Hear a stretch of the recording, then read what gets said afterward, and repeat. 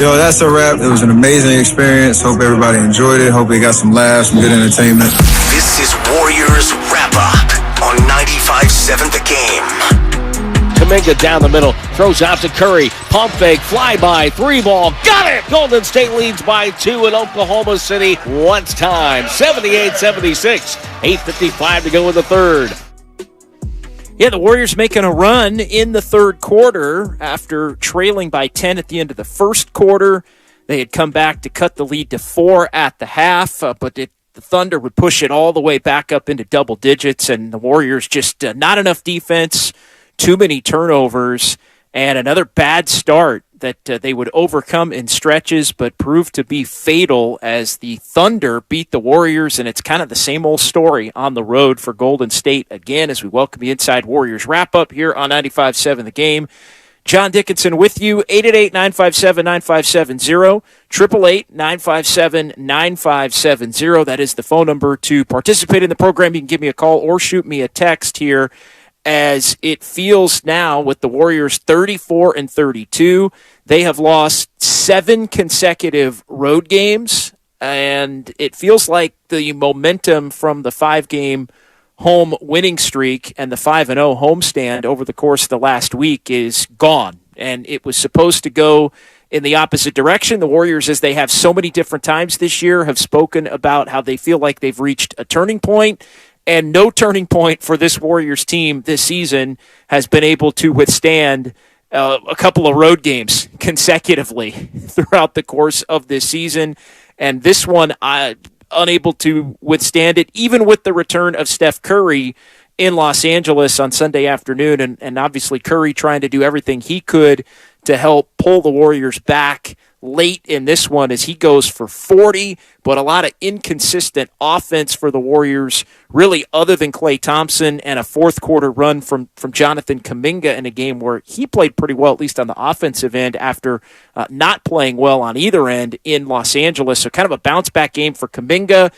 Not enough fluid scoring, really, for the Warriors, but anytime you score 128, it's never really about the offense, and has been the case so many different times for the Warriors this season on the road. It's about bad starts, and it's about bad defense. And you look up at the end of the first quarter, and the Warriors are down 40-30 at the end of the first frame, and the Thunder able to have their way from three-point range. Warriors were immediately down 13-2 in this game. It was a 23-11 Warriors run after that 13-2 point tied the game at 24, but then the Thunder end up 14-2 to end the quarter. And so it was a game of runs really throughout the first three and a half quarters. Seemingly each team would go on a significant run that would kind of flip the game back the other way, with the Thunder jumping out to the lead. Warriors answer, Thunder answer again, but the Thunder were just getting wide open warm-up style three-pointers. I mean, it was joke-level defense, frankly, from the Warriors, as the Thunder knocked down 8 of 15 from three-point range in the first quarter. They were moving the ball.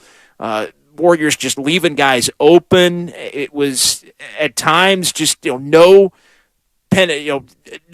stopping of dribble penetration or point of attack defense, as has been such a huge problem for the Warriors this year. And it just leads to the opposition getting whatever they want. Warriors a step slow. The free throws were not a problem in the first half, but the Warriors make up for the free throw problem in the second half by allowing Oklahoma City, as they were coming back. The Warriors in the third quarter, they're coming back. They hit the Thunder with a run right out of the chute there, early third quarter, 8-0 run to go from 4 down to 4 up. But as the Warriors are going on that run, they're fouling. And the Warriors wind up in the penalty early in the third quarter, and then the Thunder, who shot 2 free throws in the first half, although OKC was getting what they wanted at the basket and getting what they wanted at the three-point line. And then in the third quarter, the free throws pile up to the tune of 15 attempts in the frame, 14 makes for OKC, and they go for 37 in that quarter. So 40 for the Thunder in the first quarter, 37 in the third. That really tells the story in this one for the Warriors. As I think, big picture, and just kind of looking at the third quarter, I feel like the Warriors, and this gets to some of the other issues going on with this team as well, and we'll get to the play involving Draymond Green and Jordan Poole late in the first half with the Warriors trailing by a point that led to a 3-pointer and a 4-point lead for the Thunder. But, third quarter, it feels like the Warriors are just used to opponents kind of giving up when they hit them in the mouth with a run early in the third quarter, and the Warriors just don't have the invincibility anymore that they used to have, in particular on the road. But even at Chase, the Warriors come with a big run, opposition able to kind of answer back, and those knockout blows, while they had been there a little bit on this prior homestand, they just have not come with the regularity that we're all used to seeing them. And I think on the road, they've just been completely non-existent. Warriors hit an opponent with an 8-0 or a 13-2, and the Warriors are used to, I think, the opposition kind of packing it in over these years of dominance, and even last year at times, to where that little punch in the mouth turns into a big-time gap in a game, and a gap to where the Warriors can flip the game and have enough of a lead to where they can manage the game from that point forward to be able to build a little bit of a lead and a cushion and then hang on down the stretch to win those games. But the invincibility that this Warriors team once had really just isn't there anymore. And I think it starts with the defense. They're still getting opponents' best shots when they're in the opposition's building. And I think that is coinciding with the Warriors just not being good enough defensively. I think the Warriors at times, although not really prevalent these last two, wanting to coast a little bit, wanting to win by picking their spots and kind of hanging in the game, but having a great 8 to 12 minute stretch. And 8 to 12 minute stretches of quality basketball are just not enough for the Warriors to win these games anymore. And they're especially not on the road, especially when you've got teams that are trying to give the defending champions and Steph Curry in particular, when he's playing, their best shot to try and knock off the King when the King may be less than at the top of the mountain. And so I think the Warriors have been caught up in a little bit of that.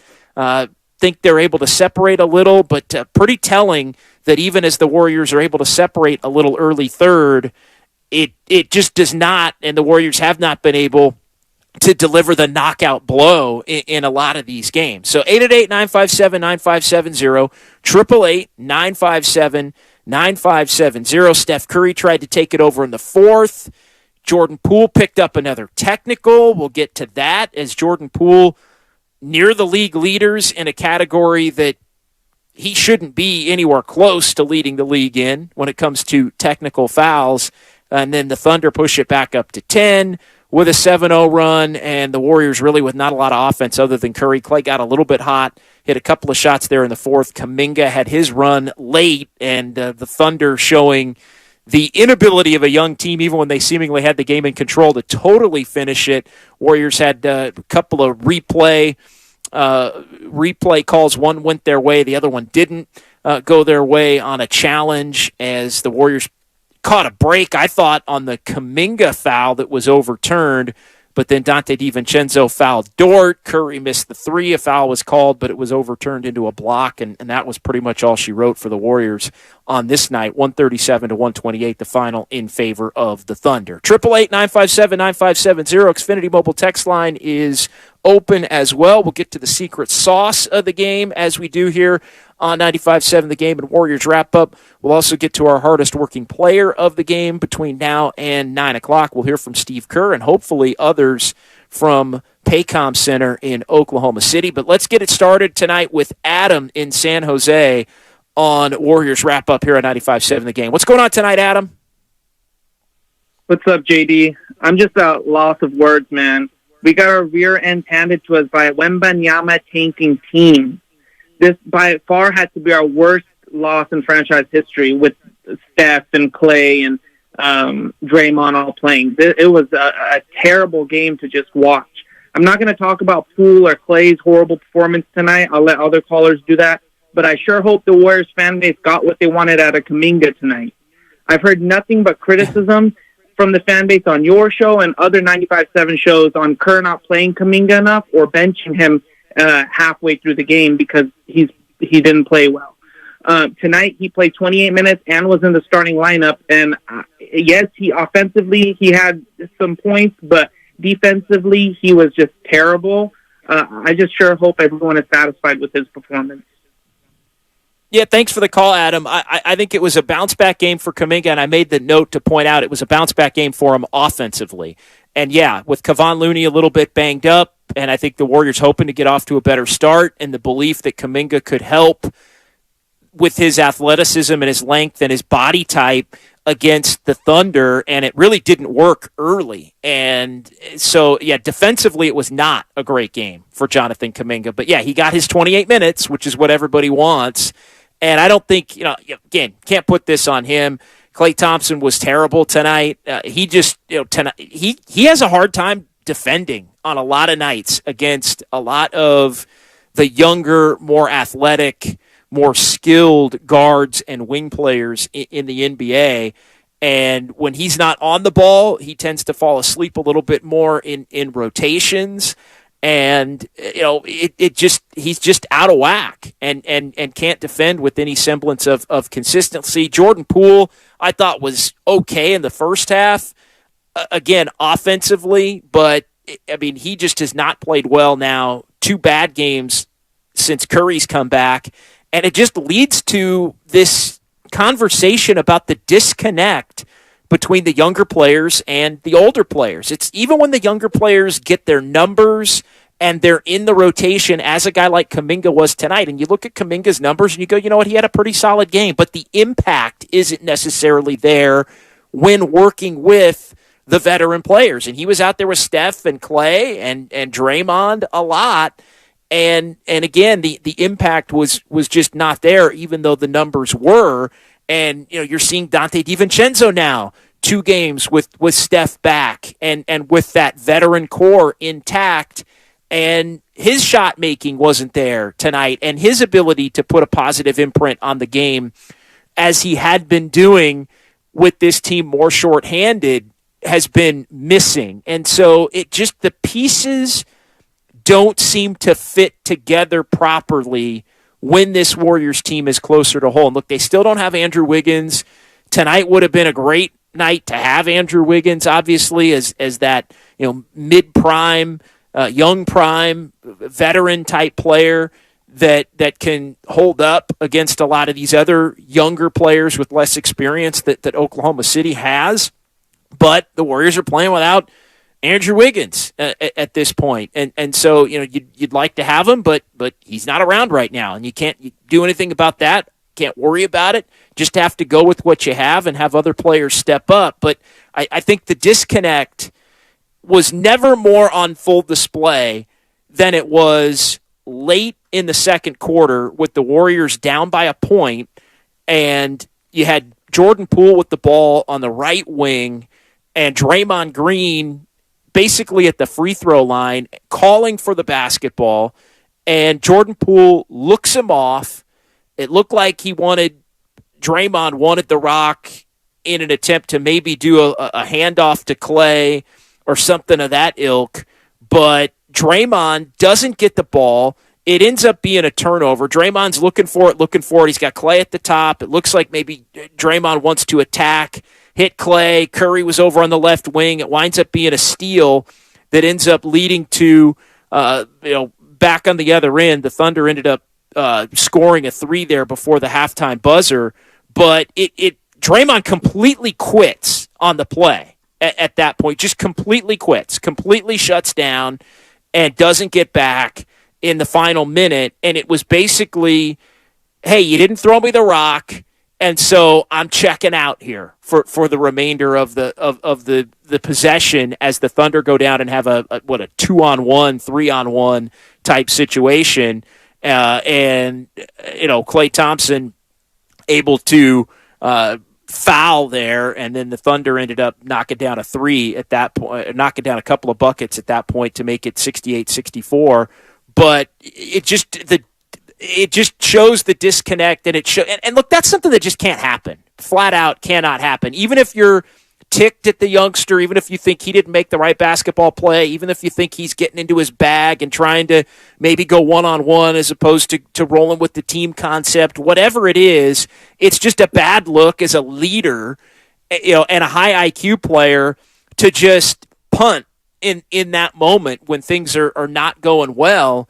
And I think there is and has been this season this frustration and just lack of connectivity or cohesiveness between the Warrior veterans and the Warrior younger players. And I know Poole's supposed to be one of those guys that bridges the gap.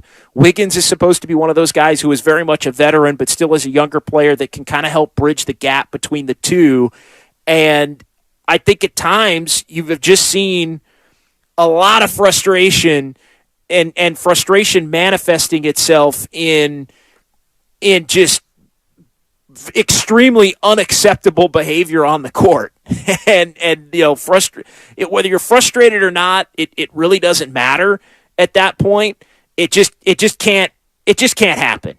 Flat out can't happen. But I think it speaks to the bigger point, which is, well, why has this team been unable to get on the same page this season as they've gotten healthier with the championship veteran core and then the younger players? And before it was kind of the two timeline thing, but there is just there's a lack of trust or a short fuse for mistakes for some of the younger players with some of the veteran players. I think, and it hasn't been just Draymond. I mean, Draymond had what was caught on tape for everybody to blatantly see tonight, but there have been times this year where Klay Thompson has literally or figuratively rolled his eyes at something young players have done. There's just a lack of trust, almost a shutting down at times from the veterans toward the younger players, which I think has hurt the younger players' confidence at times, and I think it's just hurt the overall cohesiveness and connectivity of this team when they've been trying to be able to come together and build momentum. I think that's why it's been fits and starts for the Warriors to this point this season, is because the vets have never quite been fully on board with the younger players. And now you get Iguodala come back into the fold. And could you blame a younger player if all of a sudden maybe they're looking over their shoulder like, wait a minute, Iguodala comes back and he's immediately getting minutes and he's one of the trusted few and it's taking minutes away or changing the rotation in a manner that's inconsistent with the way it's been at different points this season, because the Warriors are just hell-bent on getting him in and getting him some action. And so I don't know, when you're looking at bigger picture issues for this team this season, I think in a nutshell, Draymond shutting it down because of what may very well have been a Jordan Poole mistake and a legitimate Jordan Poole mistake, but the reaction to the mistake is something that just sets a real bad tone for a franchise that's had so many championships and prides itself on culture and doing things the right way and high basketball IQ and continuing to keep fighting and scrapping and clawing and all of that. So not to throw it on Draymond as if he's the one to blame, because again, I think it's been a lot of this year almost the veterans versus the young players, as opposed to the veterans trying to bridge the gap and help the young players come along for the ride. And in these instances, I think Jordan Poole kind of counts as a younger player. At times, I think when he makes the wrong play, there is that frustration of, JP just doesn't, doing his own thing, just doesn't get it. And I think that's also bled over into some of the lack of trust from the coaching staff as far as the older players and the lack of trust. I think it's led to a lot of the reason why a lot of the younger players haven't played a lot this season and been able to contribute this season. So 888-957-9570, 888-957-9570. John Dickinson here on Warriors Wrap-Up at 95.7 The Game. Let's get to Mark next here on the phone lines as he joins the program. What's going on tonight, Mark? This has been on my mind for a while. I think ever since that punch. The thing is that, Draymond is the straw that stirs the drink. He's the guy that's the floor leader, and Poole is doing stuff that's driving them nuts. I think we lost Wiseman because of Jordan Poole. And that's it. Because the thing is that Poole is still too hard to deal with. He's causing these things in the flow of the game. If Poole were on board, if Poole were locked in with the veterans, he kind of should be one by now, then they would have had more, mental space to bring Wiseman on. So I'll put it out there again. If something's going on, if that kid has that big contract, so he thinks he can do his own thing or whatever, that's what I think is sinking the Warriors. And I think, and again, I'll say it again, I think that had more to do with us losing Wiseman than we're hearing. Well, I think you could. I don't think it's Poole necessarily specifically, and thanks for the call, but I do think it is the lack of trust in the young players, overall, that I think leads down that path where he was the easiest one for the Warriors to cast aside at this point because it didn't work really in any iteration when he was on the floor with the other core players, in particular Steph and in particular Draymond. So, but I do think it comes from the same disconnect, if you will, between the veterans and the youngsters. And yeah, I think it goes beyond Poole, who sometimes plays like a vet. I mean, Poole, 2 games coming back off the bench for Jordan Poole, and he's been awful offensively. A guy that's supposed to be an instant bucket has been awful. And the defense hasn't been there either. And so you look at him tonight, and he ends up 4 of 12 tonight, 1 of 7 from 3 in the game tonight for Jordan Poole. And you go back to the game on Sunday afternoon, and he's 3 of 11 overall and 3 of 10 from 3. So he's 4 of 17 from 3 in 2 games, and he's, 7 of 23 in 2 games shooting the basketball overall. And so, and the defense is never going to be the highlight of Jordan Poole's game. So if he's not scoring and scoring efficiently, then the defensive problems are going to only be magnified because he's supposed to be out there to offset some of the defensive problems by being able to score at a big-time clip and provide this team with the punch off the bench that they so desperately can need, and it just hasn't been there. And so, is Poole ticked off because Dante DiVincenzo got the start? I mean, I would think it's probably not that at this point, but he just has struggled when he's been in the starting lineup. In these last 2 years, his best games have been when he's been starting with Steph or when Steph has been out completely and he's been allowed the freedom to be able to make mistakes and be a high-volume shooter and know that he's going to get chances to make up for it over the long haul. And again, it goes back to what I've talked about a lot. These players having to fit their individual games into a smaller box now with Steph back to be able to be productive in different, shorter bursts, but more efficiently, and they just haven't been able to do it. DiVincenzo hasn't been the same guy. Kuminga, good game offensively today. It was all at the basket, 1-3. Defensively, he wasn't there. Jordan Poole didn't have it. Kevon Looney, I think it's pretty safe to say, is banged up at this point. They didn't start him. There was some concern that maybe his consecutive game streak was going to come to an end, but he looked a little bit overmatched for a second straight game out there physically against some of the athletes that the Thunder have as well. And so it goes back to this. The Warriors haven't been a good team on the road anyway. They've been a horrendous defensive team on the road all season, and now you're getting Steph back, which should be a positive, but you're also having to account for the readjustment of all of these different roles over the course of now what is a huge point in the year where this team's trying to build momentum and prove that they can beat anybody with any semblance of consistency on the road, and it just hasn't been able to happen to the tune now of no road wins for the entire month of February, and here are the first couple in March now, 7 consecutive. So 888-957-9570, 888-957-9570. Let's get to Alan Alameda here before we pause on Warriors Wrap-Up on 95.7 The Game. What's going on, Al? Good evening. Thank you for taking my call there. Yes, sir. Hey, I just want to pitch in this. These 2 last game we lost here, Lakers and tonight. Okay. I look at it this way, okay. I mean, Curry's back. He's scoring 27 and tonight, 30 plus. Well, we 40. insert Iguodala there. I mean, he was a great player.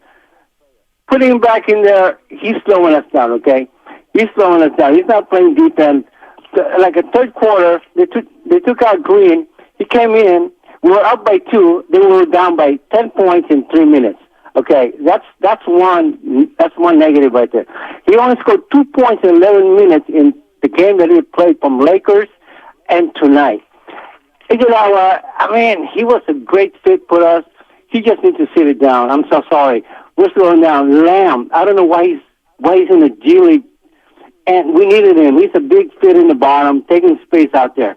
And also, okay, Kuminga, he never had explosive game yet. I like to see him like 30 points and 10 rebounds, something like that. Yeah, I think that's asking for a little too much, Al. Thanks for the call out of Kuminga. I think you'll take the 21 that Kuminga had tonight, but again, he made no impact on the game defensively. He was part of the problem tonight defensively. And so, yeah, you like the 21, and people are going to remember that, and he got his minutes, and that's all good. And look, again, it's not on him tonight any more than it was on him when he played worse than he did tonight in the game on Sunday. But Anthony Lamb's not playing because Anthony Lamb's played his 50 games. And look, majority of Warrior fans wanted to run him off anyway. They could they have used some of Anthony Lamb's shooting tonight? Now, I don't know. They made 23 pointers in the game tonight out of 50. So I think you take that most of the time. I don't think they were necessarily lacking shooting tonight. They were lacking defense. I mean, Steph Curry went for 10 of 16 from 3.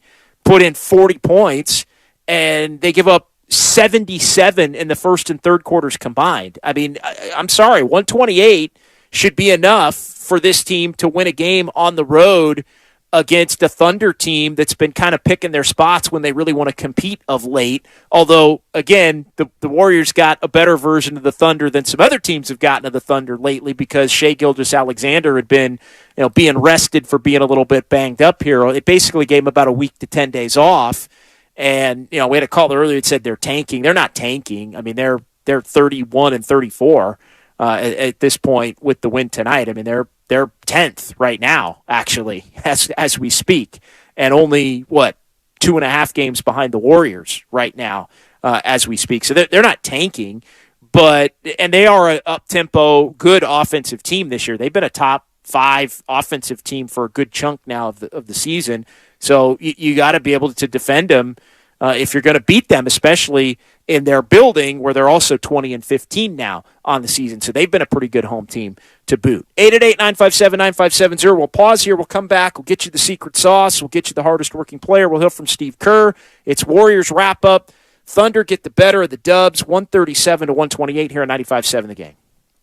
I had a nighttime routine for my frequent heartburn. I would drink milk, I would sleep upright with more pillows, but that painful burning stayed. So I made Prilosec OTC part of my morning routine. With just 1 pill each morning, Prilosec OTC prevents excess acid production, blocking heartburn day and night. Now I have a new nighttime.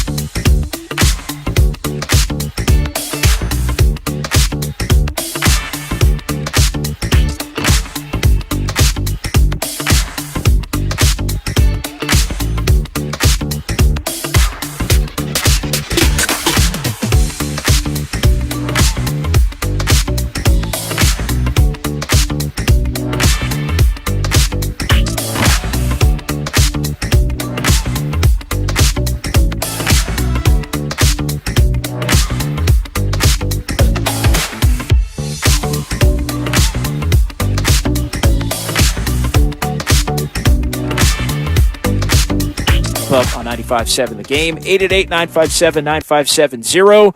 888-957-9570. Let's get to our secret sauce of the game.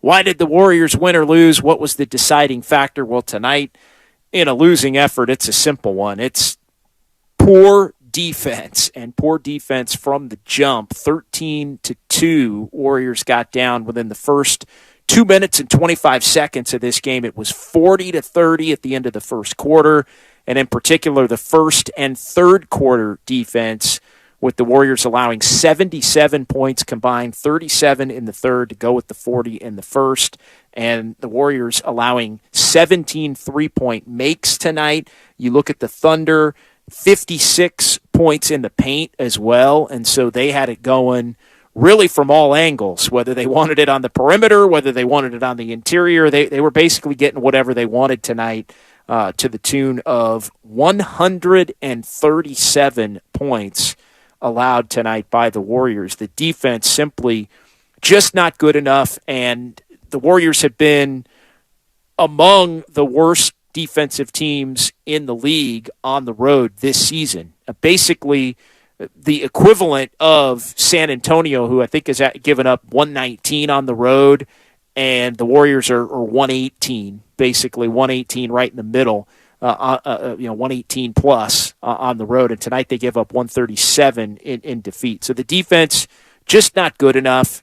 And that, your secret sauce of the game, brought to you by Proposition Chicken. Fried, flipped, fake. This chicken goes 3 ways. Now available in 8 Bay Area locations, with our newest one being in Novato. That is tonight's secret sauce of the game. 888-957-9570, 888-957-9570. John Dickinson here on Warriors Wrap-Up on 95.7 The Game. Steve Kerr in just a moment. Wanted to get to this text on the Xfinity Mobile text line. The 510 says, JD, the Dubs have their eyes on the prize. Win on Thursday in Memphis, and that will sweep away much of this angst. And look, that's cute. And there's no doubt the Warriors are going to want to beat Memphis, as they always want to beat Memphis. And Memphis playing the Lakers right now at Staples or Crypto.com Arena, and it's 69-69 in the middle of the third quarter. And so the Grizzlies putting forth a better effort against a team that the Warriors just lost to down in Southern California, getting Dylan Brooks back into the fold. Still no John Morant. I would imagine Ja's not going to be playing on Thursday against the Warriors, but that remains to be seen officially here over the course of the next 48 hours. But, yeah, a win on Thursday, that doesn't sweep away the angst, because the reality is the Warriors right now, these games matter too much to them to be overlooking any opponent. And if you're good enough to hold it together for a night in Memphis because you're extra motivated to beat them because they're in shambles right now and constantly running their mouth and trying to insert themselves in the conversation about the level that they're playing on being equal to the level that the Warriors have been on here for the last decade. I get it. I understand it. But you know what? I'd rather see the Warriors go beat the Lakers and the Thunder and win 2 games and then get beat by 30 in Memphis and win 2 games as opposed to 1 than go beat Memphis and then lose the other 2 games. And yeah, I mean, the Warriors need every single win they can possibly get. And so the game is very important. And, they need it just to offset the fact that they've been unable to win these first 2.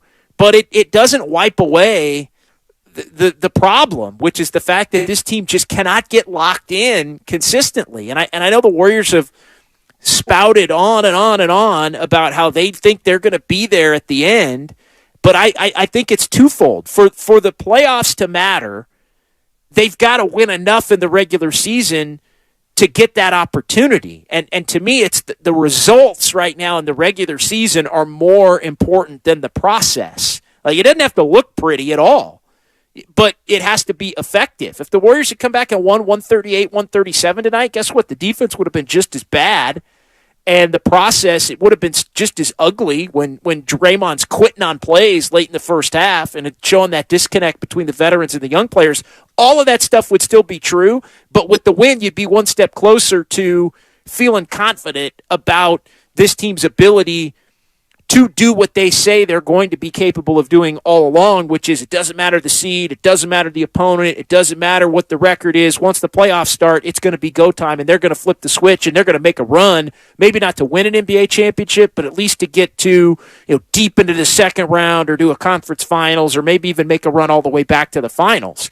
But that only matters if you win some of these games on the road down the stretch to where you qualify to get that opportunity to allow the champion's blood to be a thing. So for me, it's not about the big games. It's about every single game. And I think that's the frustrating part. Like tonight I thought was a barometer. It was a measuring stick game. The last road game the Warriors won was in Oklahoma City. Going back to January 31st, they couldn't even do that tonight with Steph back in the fold. And it just, when you score 128, I mean, it's ugly. And it's been that ugly and that disconnected all year on the road, regardless of the level of opponent.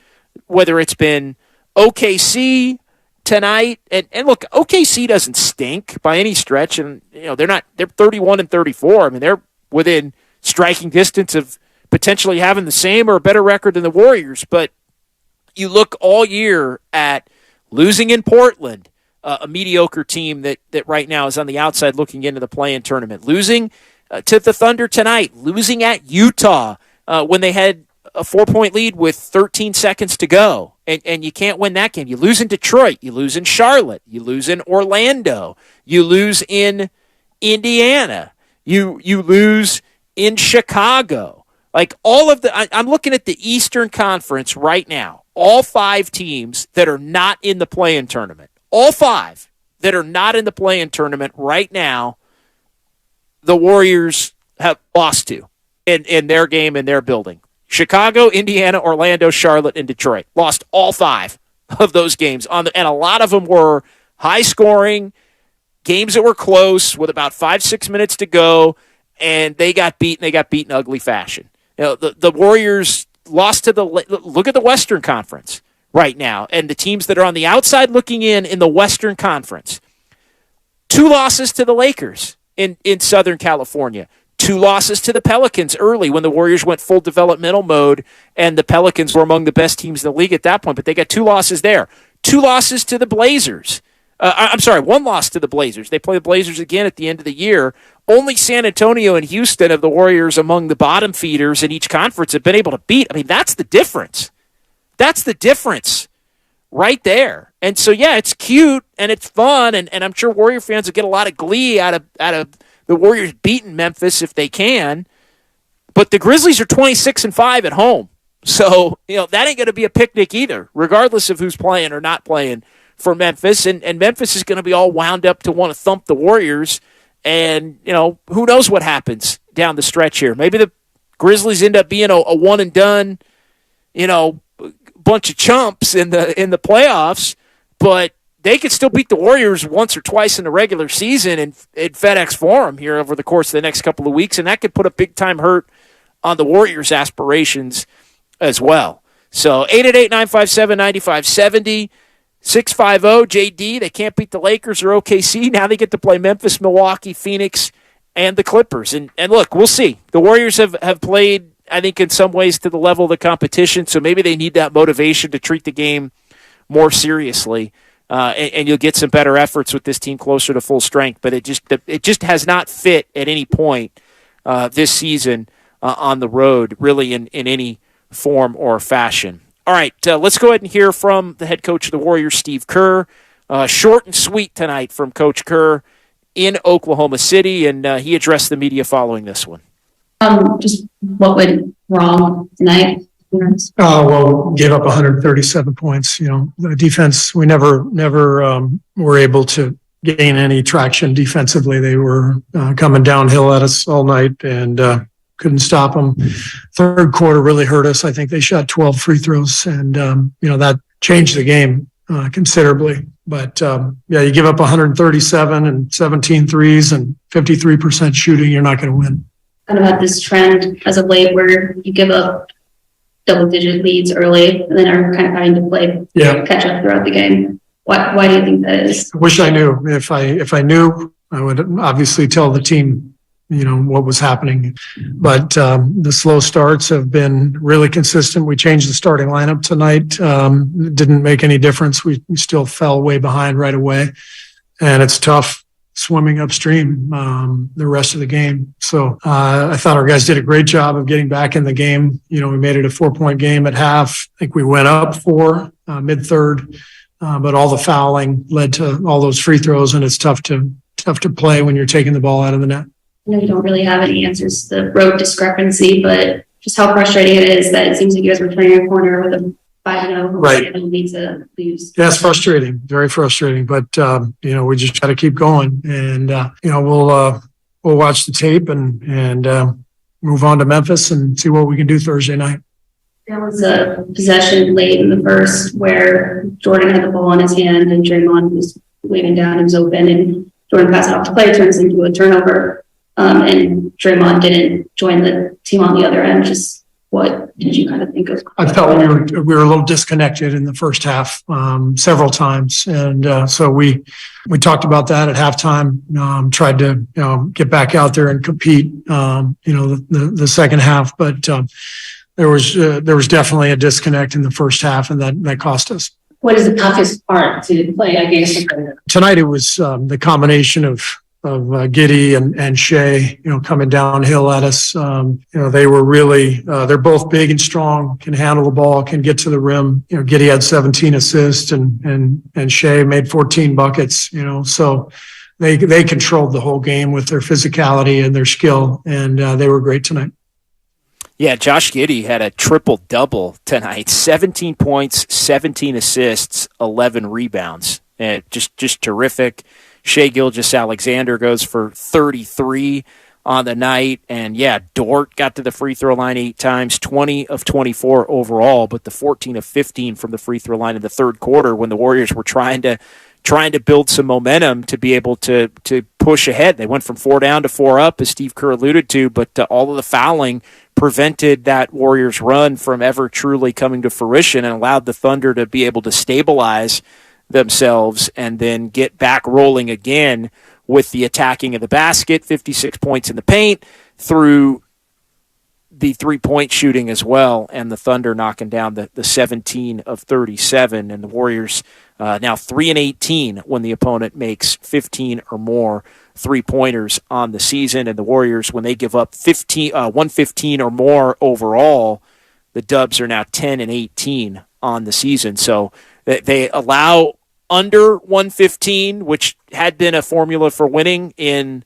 LA, and the offense isn't able to do enough. And then tonight, it's the defense that gives up 137, and the Warriors just have not been able to win, and really haven't been able to win on the road in particular because of really bad defense throughout the course of this season. 888-957-9570, 888-957-9570.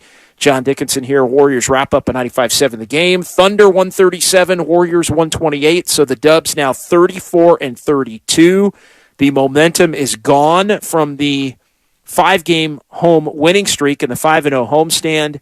It's 7 straight now losses on the road. You've got Draymond Green quitting on a play late in the first half, was looking for Jordan Poole to hit him at the free throw line and potentially cut or get into some action with Klay Thompson, who was at the top, Steph Curry on the other side at that point, and Poole kicked it to Klay, wound up being a turnover, and Draymond basically just tapped out on the play completely. So bad look. I think it exudes the disconnect between the veterans and the younger players that's really plagued this team throughout the course of this entire season. The Warriors also, I thought, through good portions of the game, could kind of get whatever they wanted offensively against the Thunder, who are not a great defensive team by any stretch.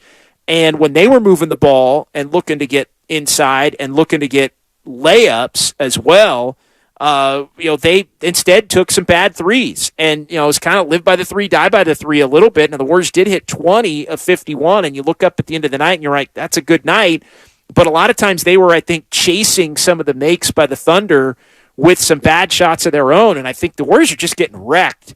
Even on nights where they shoot it well on the road from three, the misses are bad attempts, which leads to just completely hamstringing this team from having any semblance of being able to defend when they already are defensively challenged as it is on a night in, night out basis. And really, I think the young players defensively have struggled. I think Poole and Kuminga really poor overall tonight defensively.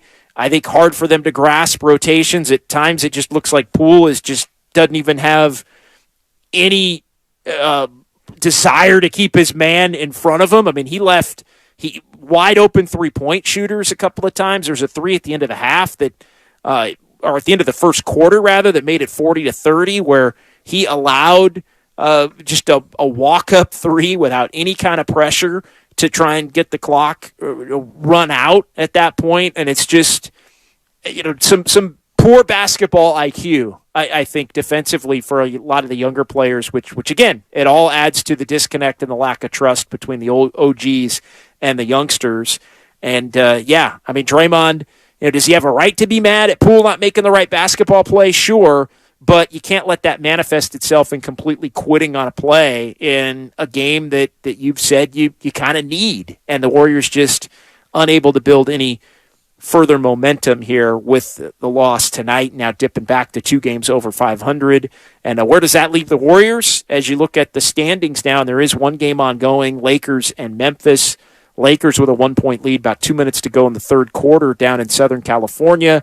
But you look at the Warriors tonight, where did they lose ground? Well, they lost ground in Oklahoma City, who is now 10th in the West. And as I mentioned a little bit earlier, the Thunder now just 2.5 games back of the Warriors. Warriors are 6th at the close of business tonight, with the Timberwolves losing at home tonight to Philadelphia. So the Warriors able to maintain their lead over Minnesota currently by a half game. Dallas got a win at home against Utah, and so Utah falls to 31-35. Utah's all the way down to 13th now in the West. They're behind Portland, OKC, and the Lakers, along with the Pelicans, who are still in action. The Lakers are on this Tuesday night here, so we'll keep everybody updated on that over the course of the next 10 minutes or so here on Warriors Wrap-Up. But the Warriors end up 6th. They're tied for 5th with Dallas, but the Mavs currently with the advantage, as the Warriors and the Mavs here over this last stretch. They have split a couple of games in the early going here this season, and so I believe the Mavs only play the Warriors 3 times this season, so the tiebreaker will be determined by that matchup March 22nd in Dallas. But the Warriors and Mavs tied at 34 and 32. The Mavs with a better conference record at this point. So Dallas is 5th. Suns are 4th. Sacramento's still 3rd, although the Kings can move ahead of the Grizzlies. If the Grizzlies lose this game tonight, they would actually be tied with the same record at 38-26. Pretty incredible. 38-26 last year would have been 7th in the West at this stage of the season. 38-26 this year is good enough to be 2nd in the Western Conference. And yeah, Memphis needs a win tonight to hold on to the 2nd spot. Otherwise, they will dip to 3rd. And who knows how long John Morant's going to be out. If he's out for an extended period, then that could lead to the Grizzlies potentially plummeting here. Already a bad team themselves on the road. Not as bad as the Warriors, but they are 12-20 away from FedEx Forum in Memphis. 888-957-9570. We'll get to Steph Curry coming up in just a moment from back in OKC, but let's get to our hardest worker of the game, brought to you by AC Transit. Straight on. Good. Curry ended up on his backside. Nailed that. It's 60-57. He's taken 5 shots. They're all threes, and he's made 4 of them. Yeah, and Steph would go on to make 10 of 16 from 3 and go for 40. Did have 6 turnovers in this one, but trying to keep the Warriors alive. 7 assists, 6 boards, and Steph finding it here offensively these last couple of games. with the 40-point game tonight. To AC Transit, looking for hard workers and offering a $2,000 bonus for new bus operators and journey-level mechanics to join their team. For complete details and to apply, visit actransit.org/careers. That's actransit.org/careers. Steph Curry tonight, the hardest worker of the game, brought to you by AC Transit. All right, before we call it a night, let's go ahead and hear from Steph Curry. Let's go back to Paycom Center in OKC and hear what number 30 had to say about another road loss. You said expected to go sober after the last game first back. Physically feel great, emotionally all over the place. Everything's good, trying to track in terms of getting back on the floor and playing my normal minutes, and the body responding well. So the Wiggins play at the end, our improvements and being hot to play. I mean, he got all ball, and then there's the judgment of how much he comes into your space after you get a block, but I mean, he got enough ball that it really didn't matter, so it was a great defensive play by him. What is probably the most frustrating part of tonight's loss? Just the in the margin plays that, you know, obviously I think just the way we've played on the road first and foremost, but the fact of how hard it is to win an NBA game on the road. I don't care what you've accomplished in the past or what type of talent you have or whatever.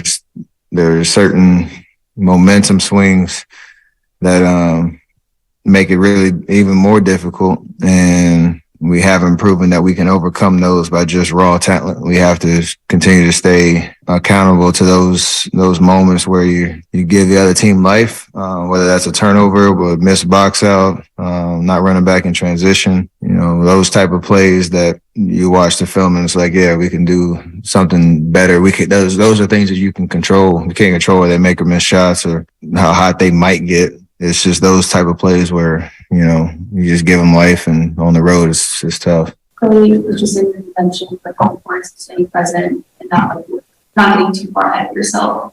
As a leader, just how do you help guys stay present and not have their mind drift to the playoffs? The fact that we are not in a safe enough spot to do that, you know, just gotta look at the stands and keep it real. You know, we have, you know, some tough opponents coming up, so just a matter of, you know, what we did on the road while me and Wiggs and, you know, GP were out. They won 5 games in a row because you can, you know, rally around being shorthanded, and guys played amazing. When we come back on the road, you know, those same principles apply because it's way harder to do it away from Chase, and we obviously haven't shown that we can do that. And like I said, we're not in a safe spot, you know, in terms of, you know, the standings or where we're at, or just the vibe around how we're playing. So we got to keep repeating that even until you're blue in the face, until we actually do it. And despite it not being a safe spot, you know, the standings to go through all the ups and downs, see the athlete, and look up and go into the place, and that's to have some benefits of where. If we take advantage of it in the sense of, you know, at some point building true momentum, proving again, I feel like I'm saying the same thing over, but that we can win on the road, win a tough game, and take advantage of the fact that, yeah, nobody would say we've played consistent or played our best basketball yet. And that, you know, if you truly believe that our goal is to win a championship and that the reward at the end is great enough to fight through what we've all been through and where we're going to go through these last however many games, that, you know, we can do it. The confidence has to remain. That's why we lace them up. So we got to get there. So the next thing, how confident are you? I'm always confident. That's why we show up. But you'd like to have something to show for it at some point. So we got another opportunity on Thursday against a great team that probably going to be a wild atmosphere, and we got to be ready for it. But confidence never wavers. It's just frustrating at times when you can't, you know, get it done. And again, have something that says, yeah, we know how to win on the road, this particular team. So got another opportunity. All right, Steph Curry, look at the standings and keep it real. What the Warriors have to do right from the mouth of Steph following yet another road defeat, 137-128 at the hands of the Oklahoma City Thunder. And when you look at the standings, you do have to keep it real. The Warriors 6th, but hanging on by a thread at this point. They are a half game out of potentially being 8th and in a position where they'd be playing a road game in the play-in tournament, which I think at this point is something the Warriors would probably want to avoid at all costs if possible. Of course, you got to be 7th to get 2 chances at one home victory to be able to hang on to a playoff spot if push comes to shove at that point in time, although I don't think the Warriors want anything to do with Denver and potentially Phoenix if it's got to be a first-round playoff opponent. And, yeah, the opponents that the Warriors have coming up here, from Memphis to Milwaukee to Phoenix to a Clippers team that the Warriors lost to in the last night before the All-Star break, there are some tougher foes ahead here for the Warriors, and more road games ahead for the Warriors as well, as it still is going to be 6 of the next 8 on the road for Golden State, and this stretch of 8 of 10 has not gotten off to the best start. All right, that'll do it for tonight. Thanks to Sterling Bennett and everybody in our San Francisco studios. I'm John Dickinson. I'll be back with you on Thursday for Warriors Live. Remember, that game now tips at 4:30 Pacific time. Originally, it was a 7 o'clock game on the schedule, but it was moved up within the last couple of weeks to the early part of the TNT doubleheader. 4:30 tip. That means Warriors Live comes your way at 3:30 right here on 95.7 The Game, and I will have that one for you beginning at 3:30. Warriors Live, and then, of course, Warriors wrap up after the game, Warriors and the Grizzlies from Memphis. All right, we'll talk to you Thursday. Look for a Warriors Weekly podcast with myself and Matt Steinmetz, probably tomorrow, late morning, early afternoon, as well, as we'll be talking about everything going on with the Warriors and their inability to build any semblance of momentum on the road. So we'll talk to you Thursday. Warriors lose tonight, 137-128. You heard it right here on 95.7 The Game. Good night. Hey, it's Joe Shasky from the Morning Roast, and every single day we're doing the Fast Five. Your opportunity as a Morning Roast listener to get in on the show with me and Bonte, 8:50 every single day. Ryan in St. Louis, what's happening?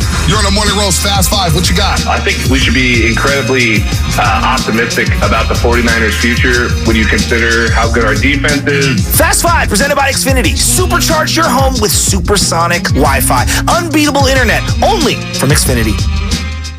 Find what you love at the Mila Innovation Center at Friedman's Appliance in Pleasant Hill. Out of your dreams and into your kitchen, select the qualifying built-in kitchen appliance package that's right for you. With unrivaled technology and luxury-grade quality, when you bring home a Mila, you are bringing home true innovation. Now, for a limited time, save up to $2,100 with the purchase of a qualifying Mila appliance package. Visit the Mila Innovation